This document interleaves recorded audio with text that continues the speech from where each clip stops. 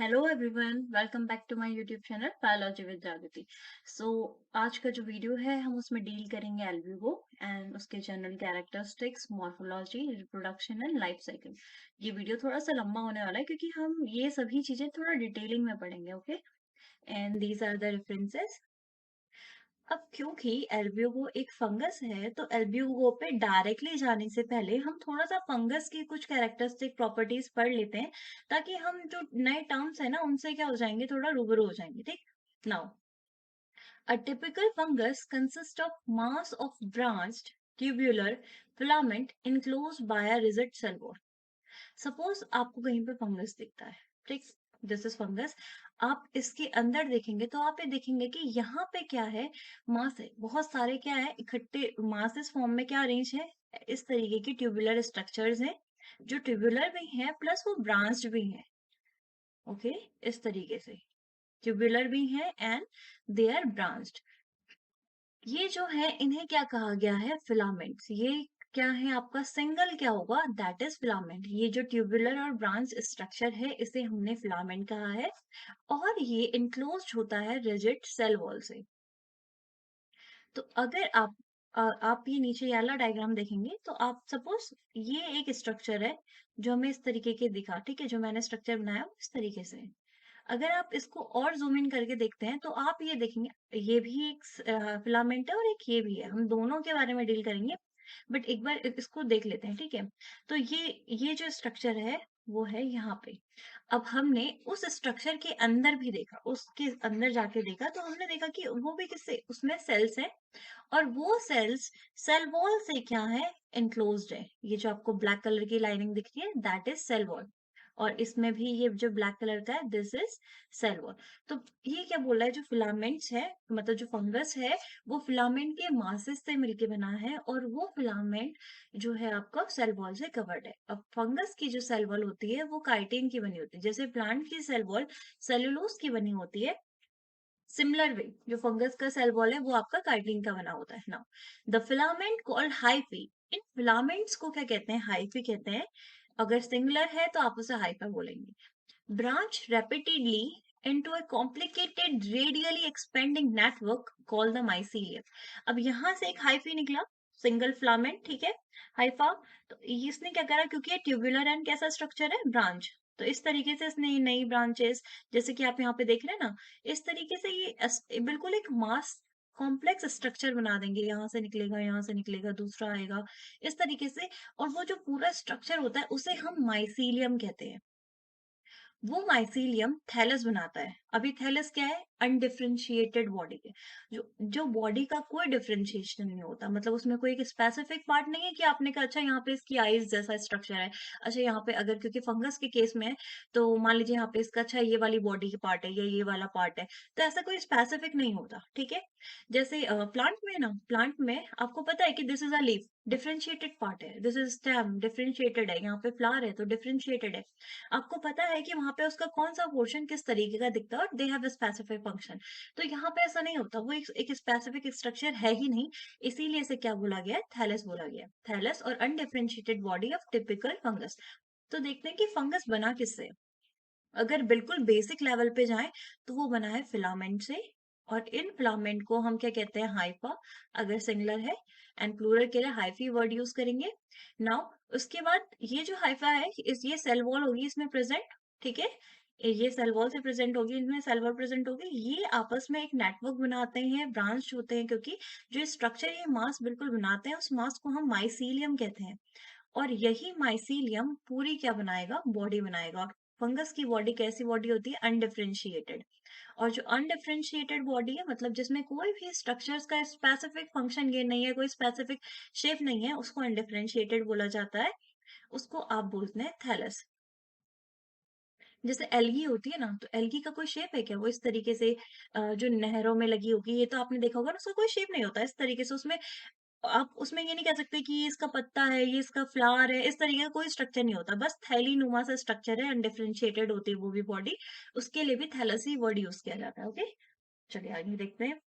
The mycelium grow by utilizing nutrients from the environment. Mycelium nutrients कहाँ से लेता है, environment से, and upon reaching a certain stage of maturity form either directly or in special fruiting bodies reproductive cells called spores. Mycelium अपने environment से nutrition लेगा और जब वो मैच्योरेशन के स्टेज पे हो जाएगा, मतलब जब वो पूरा मैच्योर हो जाएगा, वो स्पेसिफिक स्पोर्स का फॉर्मेशन करता है, रिप्रोडक्टिव स्पोर्स का, ठीक है, और जो आगे चल के हेल्प करेंगे रिप्रोडक्शन में. The spores are released and dispersed by a wide variety of passive or active mechanism. Different mechanism, different agents या जो भी system हो चलेगा, उसके through वो क्या करेंगे? Disperse होंगे spores. Upon reaching on suitable substrate, the spores germinate and develop hyphae that grow, branch repeatedly, and become the mycelium of the new individual. Fungal growth is mainly confined to the tip of hyphae and the all fungal structures therefore made up of hypha or the portion of hyphae. चलिए अभी क्या पढ़ा हमने हमने ये पढ़ा कि fungus है. अगर आप फंगस को देखेंगे तो हमें यहाँ पे इस तरीके का एक नेटवर्क लाइक स्ट्रक्चर मिलता है, इस तरीके से, ठीक है, ऐसे बना देते हैं. ये पूरा क्या बनाएगा? माइसील. ये क्या कहलाएगा इकट्ठे? माइसीलियम. Cilium, okay. और इसका एक सिंगल जो लेके चलेंगे दैट इज फिलामेंट. ये एक फिलामेंट है, मतलब फिर बहुत सारे फिलामेंट आपस में अरेंज होकर क्या बना रहे हैं? माइसीलियम बना रहे हैं. ये जो फिलामेंट है इसको आपने एक वर्ड दिया है हाइफी. इस हाइफी में आगे चल के, क्योंकि माइसीलियम है ना, तो माइसीलियम तो सारे स्ट्रक्चर है बट बेसिक लेवल पे फंक्शन कहाँ पे हो रहा है? हाइफा में हो रहा है. तो आगे चल के क्या होता है? ये हाइफा जब मैच्योर करेगा, इस हाइफा में आप देखेंगे कैसे स्पोर्स का फॉर्मेशन होता है. स्पोर्स का फॉर्मेशन होगा और ये स्पोर्स कैसे होंगे? रिप्रोडक्टिव. ये रिप्रोडक्शन के लिए कैपेबल है, उसमें हेल्प करेंगे. ये रिप्रोडक्टिव स्पोर्स क्या करेंगे? स्पोर्स जब बन जाएंगे तो इसका डिस्पर्जन होगा. डिस्पर्जन मतलब इधर से उधर ये ऐसे फैल जाएंगे अलग अलग जगहों में. और सॉरी. और जैसे ही इन्हें सुटेबल होस्ट मिलेगा, सुटेबल होस्ट मिला, और ये अगर यहाँ पे है और ये सुटेबल होस्ट है तो ये यहाँ पे क्या कर जाएगा? जर्मिनेट कर जाएगा.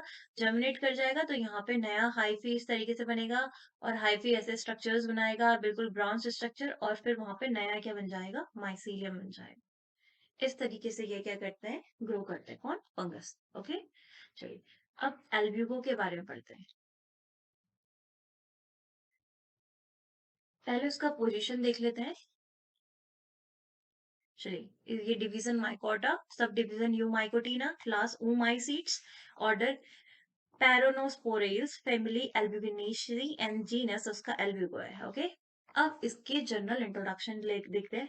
हमने जनरली ना एल्ब्यूगो कैंडिडा के बारे में यहाँ पे इस वीडियो में पढ़ना है.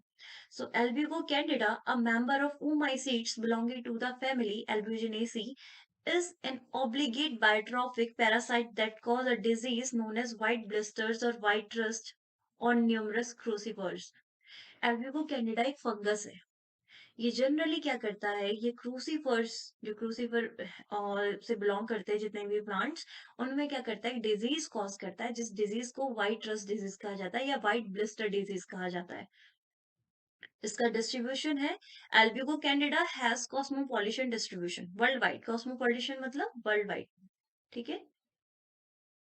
and no is known from many countries where cruciferous crops, जहाँ पे cruciferous crops की जाती हैं, ग्रो की जाती है, जैसे Europe, Asia, Africa, Australia, north और सेंट्रल और साउथ अमेरिका. ओके.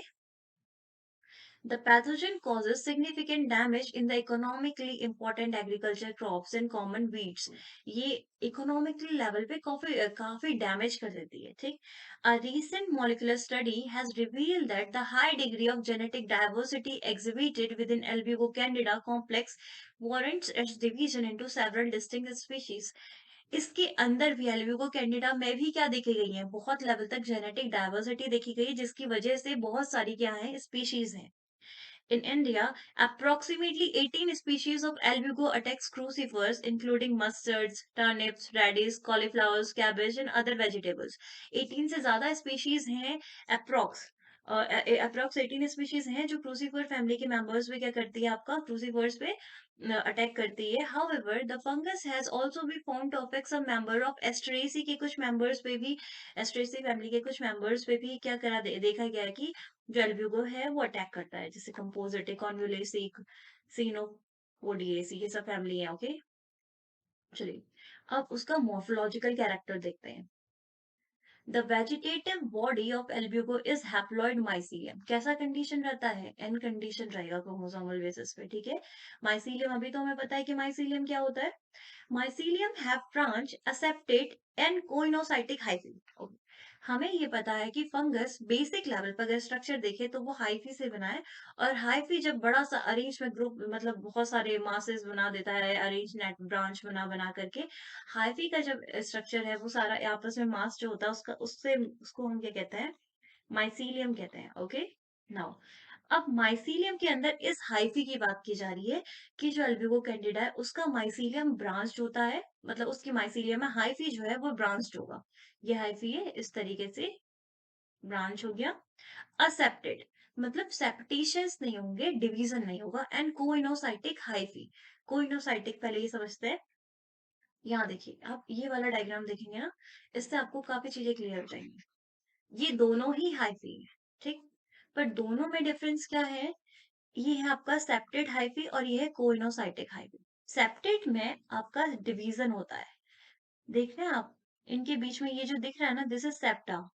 आपकी जो हाइफी है वो डिवाइडेड रहती है, ठीक है, और ये सेल जैसे स्ट्रक्चर दिख रहे हैं।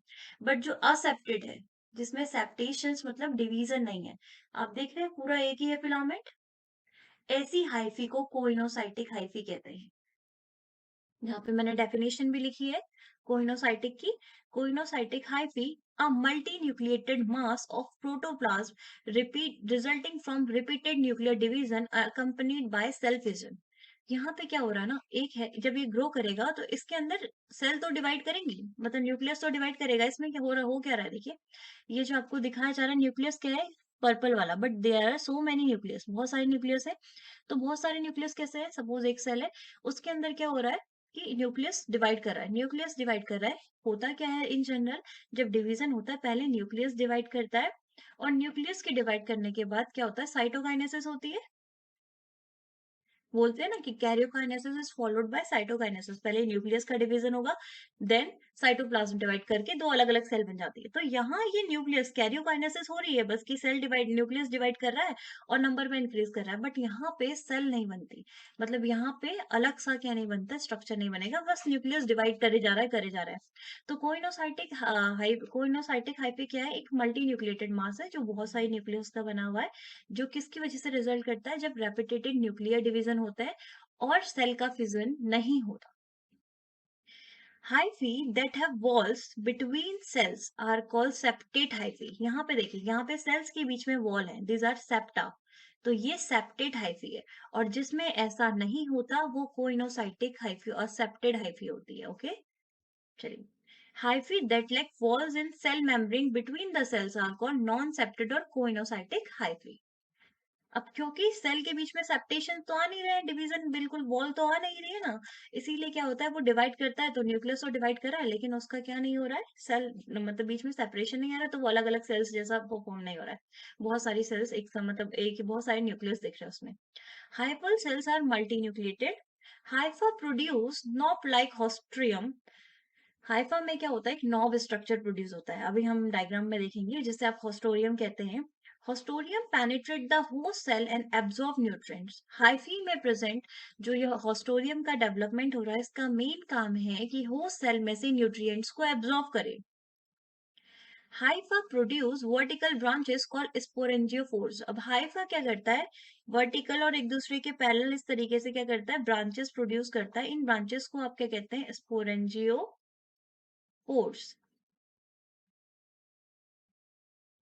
दे आर क्लब शेप, उनका क्लब शेप होता है, they are parallel to each other, एक दूसरे के पैरेलल होंगे। Sporangiopore develop a series of sporangia spherical multinucleated at their tips and arranged in basipetalous manner। ये स्पोरेंजियोफोर जब मैच्योर होता है ना, इसके ऊपर ऐसे स्फेरिकल शेप के क्या राइज होते हैं, स्पोरेंजिया राइज होते हैं।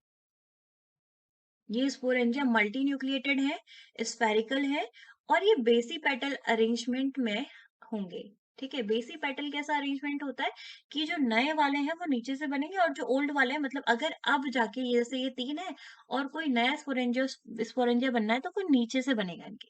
ठीक है, और इसके बाद भी बनना है तो वो अगेन इसके नीचे से बनेगा। जो पुराने वाले हैं वो ऊपर जाते रहेंगे और नए नए वाले नीचे, बेस से स्टार्ट, इसे बेसी पेटल अरेंजमेंट कहते हैं।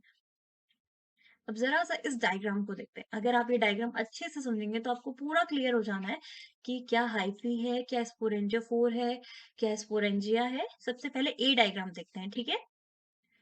Okay, a section of infected host leaf showing mycelium, haustoria, sporangiophore and sporangia. इस डायग्राम को देखिए, ये जो टिश्यूज दिखाए गए हैं ये होस्ट के दिखाए हैं, ठीक है। इसका मतलब ये जो ये आपका क्या है, और आप देख सकते हैं ये माइसीलियम जिसको लिखा है वो होस्ट के अंदर है। होस्ट के क्या है, अंदर है। मतलब ये माइसीलियम ने, ये जो फंगस है ये होस्ट के अंदर जर्मिनेट कर चुकी है। ये है आपके माइसीलियम, और यहाँ से आप देख रहे हैं ये जो स्ट्रक्चर अराइज हुए ना इस तरीके के ट्यूबुलर स्ट्रक्चर क्लब शेप, ये है आपके स्पोरेंजियोफोर, और यहाँ पे नया स्पोरेंजियोफोर बन रहा है। इस स्पोरेंजियोफोर के ऊपर ऐसे स्फेरिकल शेप में क्या अरेंज हो रहे हैं ये आपके, दीज आर स्पोरेंजिया। ये क्या है आपके स्पोरेंजिया, ठीक है। तो ये आपका क्या है, होस्ट है। होस्ट के अंदर क्या गया, हाइफी गया। हाइफी हॉस्टेरिया के थ्रू वहां से न्यूट्रिएंट्स अरेंज कर रहा है, और अपना वर्टिकली क्या प्रोड्यूस कर रहा है, क्लब शेप के स्ट्रक्चर जिसे आप स्पोरेंजियोफोर कह रहे हैं। स्पोरेंजियोफोर के ऊपर आपके जो स्फेरिकल स्ट्रक्चर्स प्रोड्यूस हो रहे हैं वो क्या है आपके sporangia. Okay, this is now next. Next देखते हैं,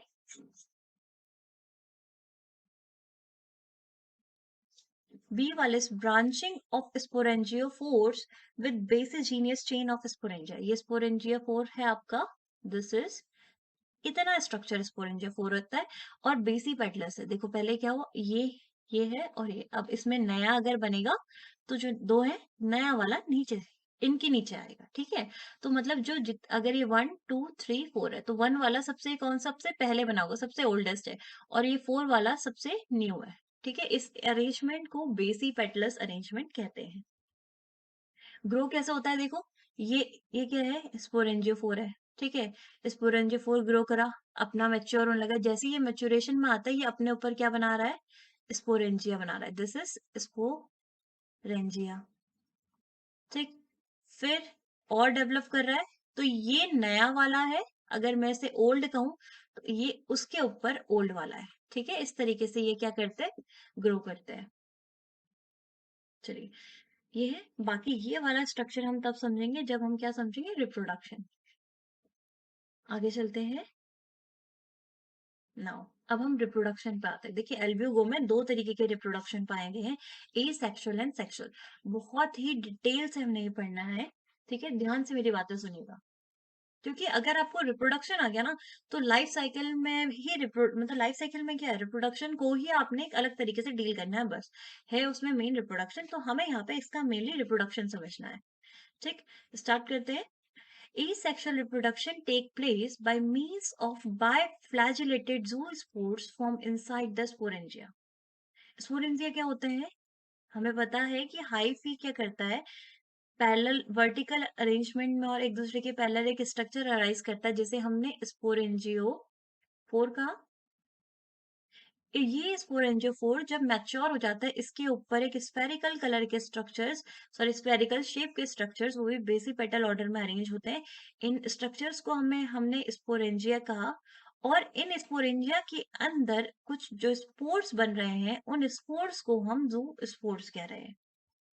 ये जू स्पोर्स की कैरेक्टरिस्टिक क्या है कि ये बायफ्लैजिलेटेड है, मतलब इसमें कितने फ्लैजिला प्रेजेंट है, दो, ठीक है। At starting, hyphae accumulate beneath the epidermis of leaf of host plant. सबसे पहले हाइफी क्या करेगी, जो होस्ट है उसकी लीफ प्लांट के नीचे क्या कर जाएगी, accumulate हो जाएगी। From hyphae, sporangiophores arise with dozen of nuclei and sufficient cytoplasm. उस हाइफी से बहुत सारे नंबर में स्पोरेंजियोफोर्स अरेंज होंगे, और जो स्पोरेंजियोफोर्स है उनमें सफिशिएंट न्यूक्लियाई होगा और सफिशिएंट साइटोप्लाज्म होगा। At the terminal end of sporangiophore, sporangiophore के टर्मिनल एंडिंग पे, ये टर्मिनल एंडिंग है ना इसकी, यहाँ से हाइफी होगी और हाइफी से ये पर को क्या हो रहा है, अराइज हो रहा है। इसके टर्मिनल एंड पे sporangia arises which are spherical in shape and successively sporangia develop in basipetal order. वो बेसी पेटल ऑर्डर में अरेंज हो रहे हैं। इन बिटवीन टू स्पोरेंजिया, दो स्पोरेंजिया के बीच में a gelatinous pad developed acting as a separator of two, इनके बीच में एक जेलेटिनियस सेपरेटर क्या होता है यहाँ पे होता है, ताकि वो पहले वाले और दूसरे वाले को क्या कर देगा, अलग कर देगा। ठीक है, यहाँ पे आप देख रहे हैं ना, अगर मैं इसको इरेज करती हूँ, ये वाला देखिए। ठीक है, यहाँ पे जेलेटिनियस सेपरेटर अराइज हो जाता है ताकि पहला वाला और दूसरा वाला एक दूसरे से क्या हो जाए, सेपरेट हो जाए। When sporangia is formed on abundance over the sporangiophores, it creates pressure which causes host epidermis to rupture, and thousands of sporangia can be seen on the surface of host in the form of white powder forming pustules. अब जब ये इसके ऊपर ये sporangiophore है, इसके ऊपर ये ग्रो हो रहा है, जैसे ये ग्रो होता रहेगा ना, इसके ऊपर प्रेशर लगता है, और प्रेशर की वजह से क्या होगा, क्योंकि ये तो अंदर होस्ट के एपिडर्मिस से कनेक्टेड है, तो होस्ट का एपिडर्मिस बर्स्ट कर जाता है, और ये सारे स्पोरेंजिया उसके ऊपर बिखर जाएंगे ऐसे, और कैसे दिखेंगे, आपके पस्ट के फॉर्म में व्हाइट पाउडर जैसा रस दिखेगा, और वो क्या बनाएंगे, पस्ट्यूल्स बनाएंगे। पस्ट्यूल्स क्या होता है, सिंपल पिंपल लाइक इरप्शन होता है जो प्लांट के सरफेस से अराइज होगा। ठीक है, the sporangia are transferred from one place to another by various agencies such as wind, insect, water. ये sporangia का क्या होगा फिर, आपका क्या होगा इसका, आप एक तरीके से कहते हैं इसका डिस्पर्जन होगा। ठीक है, अब जब स्पोरेंजिया मैच्योर होता है, उसके अंदर multi nucleated protoplast to uni nucleated protoplast क्या बन जाएगा, जो मल्टी न्यूक्लिएटेड प्रोटोप्लास्ट है वो यूनी न्यूक्लिएटेड प्रोटोप्लास्ट में चेंज हो जाएगा, और यूनी न्यूक्लिएटेड प्रोटोप्लास्ट क्या बनाएंगे, जूस्पोर बनाएंगे with flagella. Sporangia burst to release zoospores, sporangia burst करेगा और जो स्पोर्स रिलीज होंगे, ये जो स्पोर्स बाइफ्लैजेलेटेड है, अब क्या होगा, जब जो स्पोर्स को रिलीज कर दिया जाएगा तो ये अपने फ्लैजेला को क्या कर लेते हैं, विड्रॉ कर लेंगे, और इंसिस्टेड बन जाते हैं, क्योंकि वो बाहर आ गए ना, अंदर वो सेफ कंडीशन में थे स्पोरेंजिया के अंदर, लेकिन जैसे ही वो बाहर आए उन्हें डिफरेंट टाइप की कंडीशंस को क्या करना है, सामना करना है, इसीलिए वो क्या हो जाता है, इंसिस्ट बना देते हैं। मैंने आपको इससे पहले भी बहुत सारी वीडियोस हैं जिसमें मैं ऑलरेडी बता चुकी हूँ कि सिस का फॉर्मेशन तभी होता है जब आपको अनफेवरेबल कंडीशंस को क्या करना है, फेस करना है। तो क्योंकि वो अपने स्पोरेंजिया, अपना जो कंफर्ट जोन है उसके बाहर निकल चुका है जो स्पोर, तो उसको वो सभी अनफेवरेबल कंडीशंस फेस करनी होंगी। ठीक है, इसीलिए वो सिस के फॉर्म में चेंज हो जाता है। After getting suitable host, it germinate by producing a germ tube, वो जर्मिनेट करता है with the help of a germ tube. The germ tube enter host rostoma, develop a new mycelium and amplify the intercellular spaces in the host structure. अब detail में एक साथ देखते हैं कि हमने पढ़ा क्या। ठीक है, okay, suppose this is the leaf, ये लीफ है जो होस्ट प्लांट है, ये होस्ट प्लांट का क्या है, लीफ है। सबसे पहले क्या होगा, हाइफा, इसका अगर मैं इसको एपिडर्मिस बना लेती हूँ समझने के लिए, ठीक है, तो हाइफा क्या करेगा, इस एपिडर्मिस को पेनिट्रेट करेगा, अंदर और सेल्स होंगी, और ये क्या करेगा, इस तरीके से यहाँ पे होस्टोरियम बन जाएगा जो कि न्यूट्रिशन अब्सॉर्ब करेगा। ठीक है, और ये अपना इस तरीके से ब्रांचिंग कर देगा उसके अंदर, इंटरसेलुलर स्पेसेस में जाके ये ब्रांचिंग कर देगा। ठीक, नेक्स्ट स्टेप पे क्या था, उसने क्या कर दिया, एपिडर्मिस के नीचे वो फैल गया है। अब क्या करेगा, अब स्पोरेंजियोफोर्स का डेवलपमेंट होगा, यहाँ पे से क्या बने आपके स्पोरेंजियोफोर्स, यहाँ से वर्टिकल क्या बनने शुरू हो जाएंगे, स्पोरेंजियोफोर्स। अब जैसे जैसे ये स्पोरेंजियोफोर्स डेवलप होंगे, ये स्पोरेंजियोफोर्स अगर इनके साथ बहुत अच्छा अमाउंट में न्यूक्लियस है, और प्लस इनके पास साइटोप्लाज्म बहुत ज्यादा अच्छे अमाउंट में प्रेजेंट है, सफिशिएंट है कि क्योंकि इन्होंने डिवाइड, इन्होंने इन्हीं से स्पोरेंजिया का फॉर्मेशन होना है। अब ये स्पोरेंजियोफोर्स है, these are what, sporangiophore. Okay, तो एक बहुत बड़ा वाला बना लेते हैं, दिस इज, इस तरीके से स्पोरेंजियोफोर डेवलप होंगे। ये स्पोरेंजियोफोर का टर्मिनल एंड है, क्योंकि स्टार्टिंग उसकी यहाँ से हुई है, तो ये उसका टर्मिनल एंड होगा। टर्मिनल एंड पर स्पोरेंजियोफोर के स्फेरिकल स्ट्रक्चर्स अराइज होंगे जिसको हम स्पोरेंजिया कह रहे हैं। अब ये बेसी पेटल अरे ऑर्डर में अरेंज होंगे, मतलब कि ये वाला न्यू होगा नीचे की तरफ और ऊपर वाले सब क्या होंगे, ओल्ड। अब जैसे जैसे ये ग्रो करते जाएंगे, तो क्या होगा, इस स्पोरेंजिया के ऊपर यहाँ प्रेशर इंक्रीज होगा और वही प्रेशर नीचे तक ट्रांसफर होगा। उस प्रेशर की वजह से ये एपिडर्मिस, किसका, होस्ट का एपिडर्मिस बर्स्ट हो जाएगा। और ये जितने भी आपके क्या दिख रहे हैं, आपको स्पोरेंजिया दिख रहे हैं, ये सब क्या हो जाएंगे, ऐसे यहाँ पे बिखरे बिखर जाएंगे व्हाइट पाउडर के फॉर्म में, लीफ के ऊपर, ठीक है, लीफ के ऊपर बिखर गए। अब स्पोरेंजिया है, सपोज दिस इज स्पोरेंजिया, ये डिस्पर्स होके दूसरी जगह चल जाएगा, ठीक है, इसका क्या हो गया, डिस्पर्जन हो गया।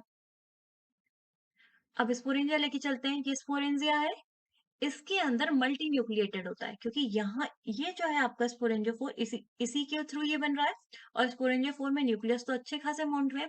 तो सबसे पहले स्टेप में वो जो मल्टी न्यूक्लिएटेड प्रोटोप्लाज्म है, वो चेंज होता है यूनिन्यूक्लिएटेड में, और उसके बाद इसके अंदर बनते हैं बाय फ्लैजिलेटेड जूस्पोर। अगर मैं एक स्पोर बना रही हूँ जिसमें 2 फ्लैजिला है, इस तरीके से क्या बनेंगे, जूस्पोर बनेंगे। जब इसके अंदर सफिशिएंट जूस्पोर बन जाएंगे, तो इसने भी क्या कर जाना है, बर्स्ट कर जाना है। अभी आप देख रहे हैं इसके अंदर जो जू स्पोर्स हैं, वो कैसे हैं, बाय फ्लैजिलेटेड है, उनमें फ्लैजिला है।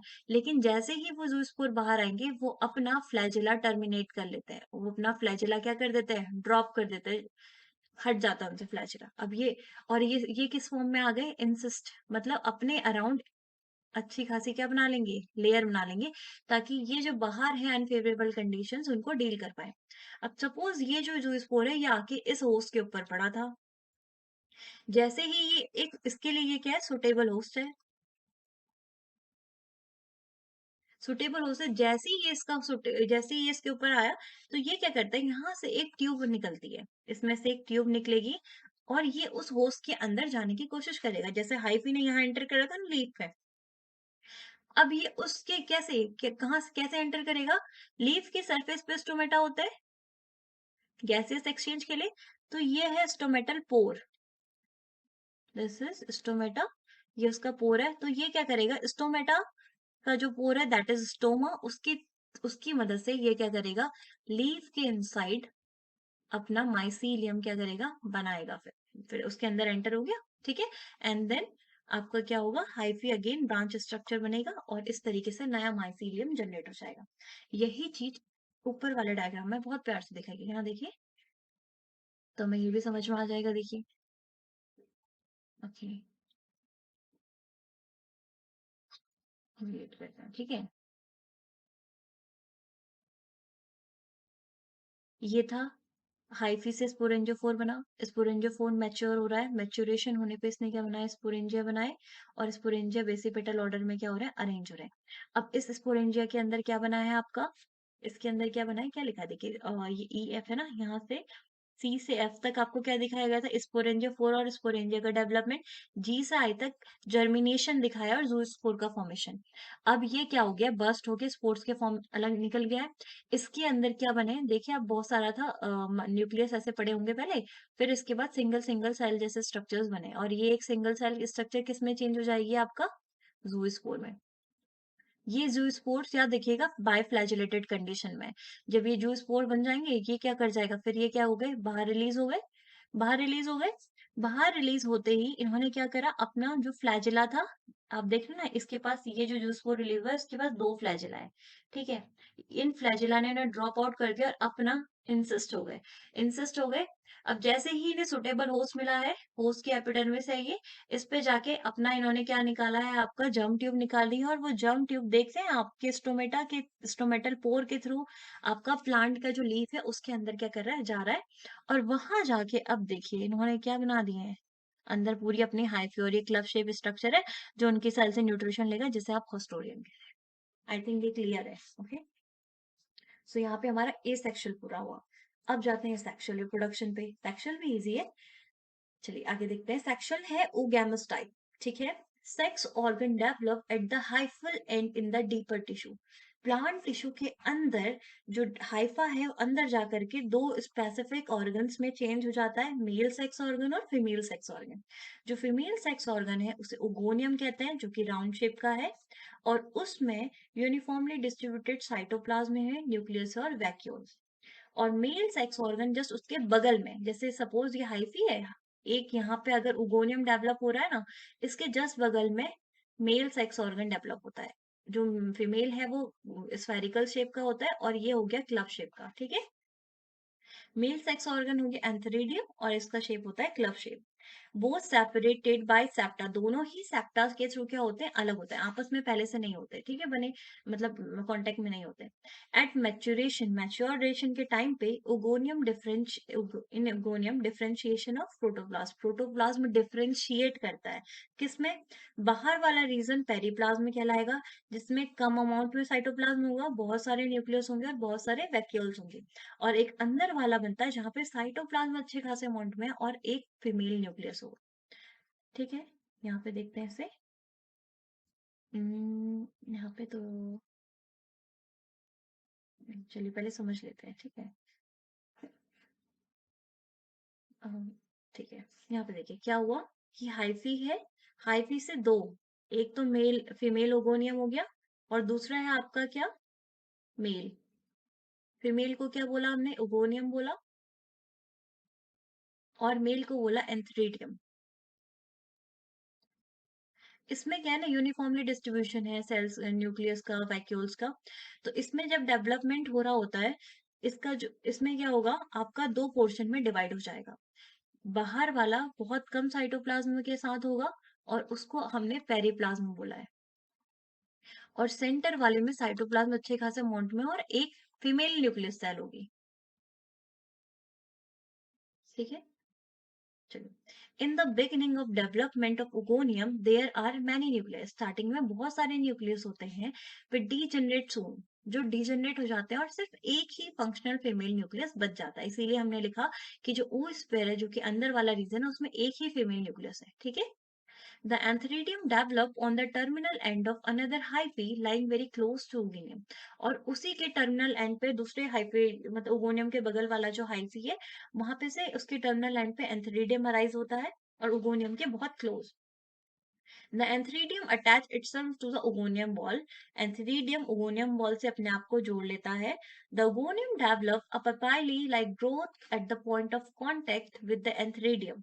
This is called receptive papilla.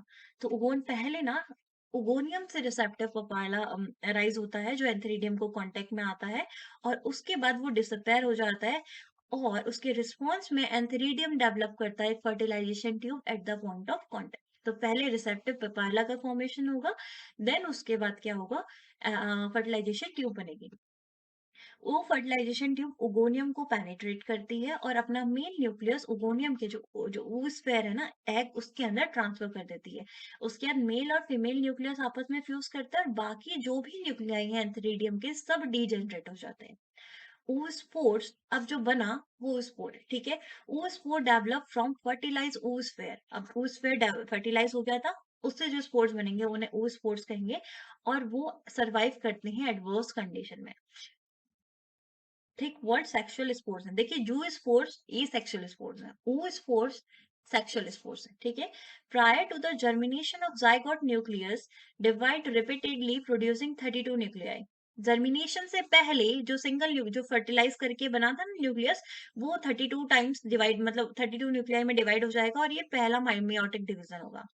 अब जो 32 nucleated spore undergo period of rest, वो रेस्ट में जाएगा, and then germinate. Germination approach on the favorable condition of moisture and temperature.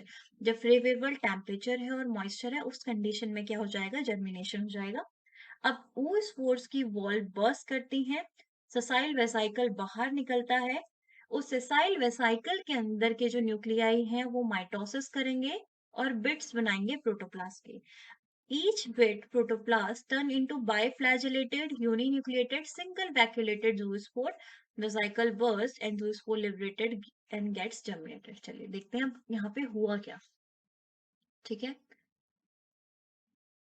सबसे पहले बहुत डीप में जाकर डीपर डीप जो आपका एपिडर्मिस है ना, उसमें प्लांट्स के अंदर डीप जाकर के हॉस्टोरियम सॉरी जो हाइफी है उसमें से अराइज होता है आपका। एक होगा आपका ओगोनियम।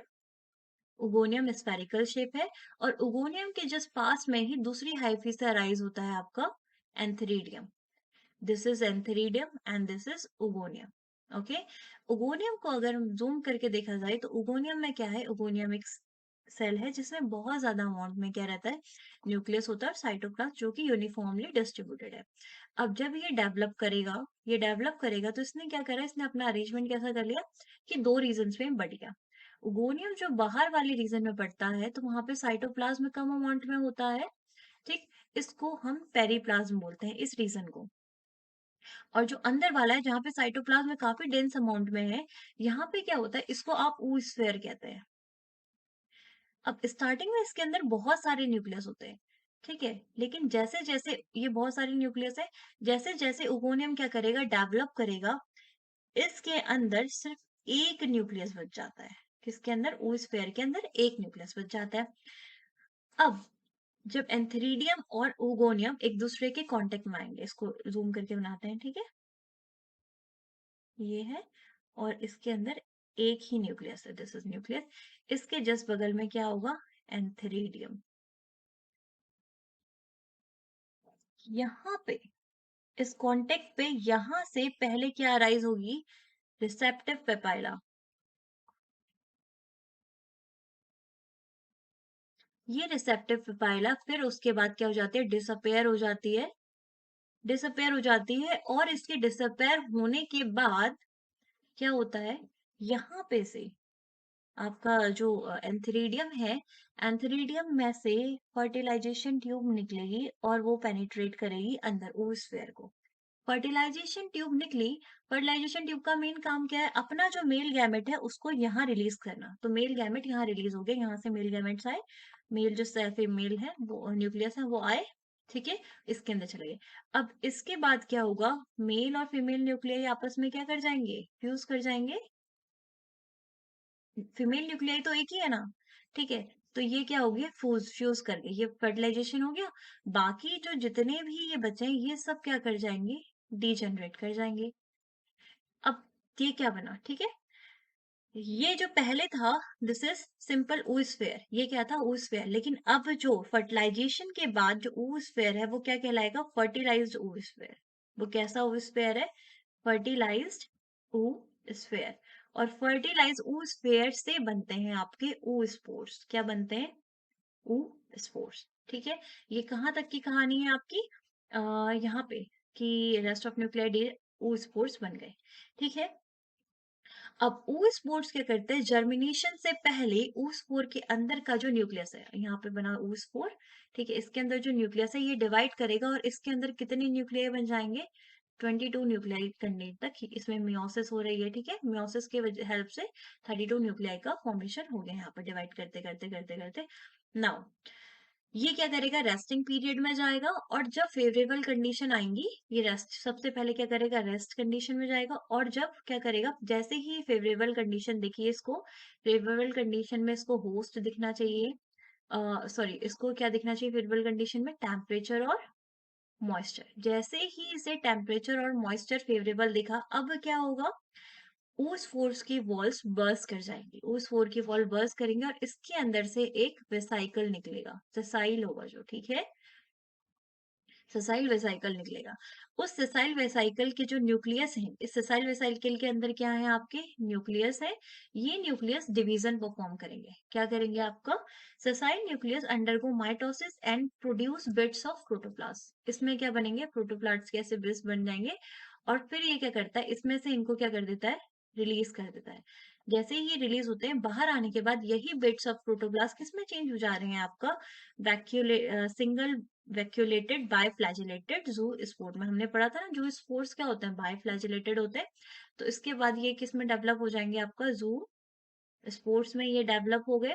और यही जू स्पोर्ट्स वापस वही कि ये क्या करेगा, इसको होस्ट मिला और ये होस्ट का क्या है, आपका स्टोमेटा है, स्टोमेट बीच में स्टोमा, वहां पे जाके ये अपना आप ट्यूब निकालेगा और ट्यूब के थ्रू ये क्या कर देगा, अपना उसके अंदर एंटर हो जाएगा। तो इस तरीके से ये पूरा प्रोसेस चलेगा। अब डायग्रामेटिकली एक बार देख लेते हैं ताकि हमें क्लियर हो जाए, ठीक है? ओके। यही ओके, ये था एसेक्सुअल और सेक्सुअल, और इन दोनों को ही साथ में हम लाइफ साइकिल में डील कर लेते हैं। तो लाइफ साइकिल में कुछ नहीं आता है कि किस तरीके से उनका चलता है, ठीक है? अब देखिए यहाँ पे सपोज इस डायग्राम को देखेंगे अगर आप, तो यहाँ से शुरू करते हैं। ये होस्ट के एपिडर्मिस है, इसके अंदर ये ग्रो कर रहे हैं, देखिए ये स्पोरेंजियोफोर्स है, और स्पोरेंजियोफोर्स के अंदर क्या है आपके, स्पोरेंजिया है। स्पोरेंजिया है, ठीक है?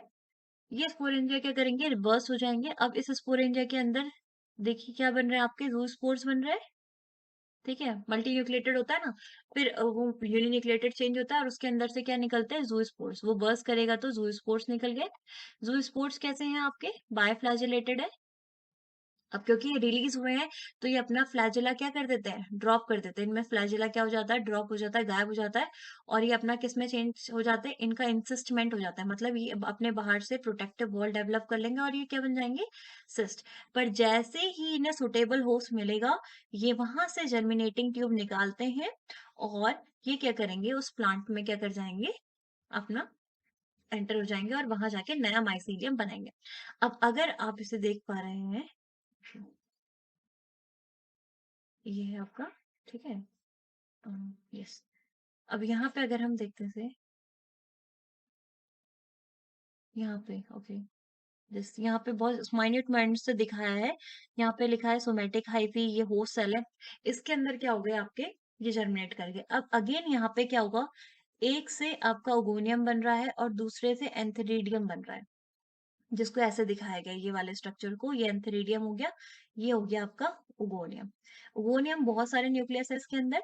डेवलपमेंट के दौरान बाकी सारे न्यूक्लियस क्या हो जाएंगे, आपके डेड हो जाएंगे, और सिर्फ एक न्यूक्लियस बचेगा। This is male male nuclear. इसी के अंदर क्या होगा, एक फीमेल न्यूक्लियस होगा। और उसी टाइम पे एंथेरिडियम क्या करेगा, फर्टिलाइजेशन ट्यूब, पहले फर्टिलाइजेशन ट्यूब से पहले रिसेप्टिव पेपाइला बनता है। फर्टिलाइजेशन ट्यूब को इस oosphere के अंदर डालेगा और इन दोनों का क्या हो जाएगा, फर्टिलाइजेशन हो जाएगा। ठीक है, फर्टिलाइजेशन हुआ। अब क्या होगा, फर्टिलाइजेशन के बाद क्या हो रहा था, oosphere का फॉर्मेशन हो जा रहा था। देखिए ये एम्प्टी एंथेरिडियम हो गया, अब इसके अंदर कुछ भी नहीं है। अब यहाँ पे ये बन गया oosphere। oosphere से क्या होता है, oosphere रिलीज होते हैं और उसके अंदर क्या होता है, 32 न्यूक्लियाई डिवाइड करते हैं। फिर उसके अंदर से वेजाइकल का फॉर्मेशन होता है, वेजाइकल निकलता है। वेजाइकल के अंदर न्यूक्लियस होते हैं, वो न्यूक्लियाई किस में चेंज हो जाएंगे, जब वो प्रोटोप्लास्ट में, मतलब वो बिट्स ऑफ प्रोटोप्लास्ट बनाता है, और वही बिट्स ऑफ प्रोटोप्लास्ट बाहर आके किस में चेंज हो जाते हैं, ज़ूस्पोर्स में चेंज हो जाते हैं। फर्दर ये वापस से अपना पहले इंसिस्टमेंट करेंगे, और उसके बाद जब ये फेवरेबल कंडीशंस मिलेगा, फेवरेबल होस्ट मिलेगा, तो ये जर्मिनेटिंग ट्यूब निकालते हैं। और जर्मिनेटिंग ट्यूब को जो प्लांट है उसके किसमें, स्टोमा, स्टोमेटा का जो बीच में स्टोमेटल पोर होता है, उसके थ्रू ये क्या करेंगे, उसमें एंटर करेंगे, ठीक है? और वहां पे नया माइसीलियम बनाएंगे। तो ये इसका लाइफ साइकिल है, ये इस तरीके से वर्क करता है। ये भी इसका अगर आप देख रहे हैं तो इसमें ये वाला आपको देखिए, इसमें आपको सिर्फ ए सेक्सुअल दिखाया गया है, और ये वाला पोर्शन आपका सेक्सुअल है, मतलब जो पार्ट एक साथ है उन्हीं को ये अलग अलग करके इसमें दिखा दिया गया है। अगर आप देखेंगे तो बहुत डिटेलिंग से दिखाया है। यहाँ पे देखिए, ये फर्टिलाइजेशन ट्यूब बन रही है, अंदर जा रहा है, उसके बाद होस्ट सेल है, ये इस तरीके से बाकी स्ट्रक्चर्स दिखाए गए हैं। तो ये सब ओवरऑल था। ठीक है, आई होप कि आपको पसंद आया होगा मेरा वीडियो। अगर आपको हेल्पफुल लगा, then do like my channel, my video, and subscribe my channel. Thank you.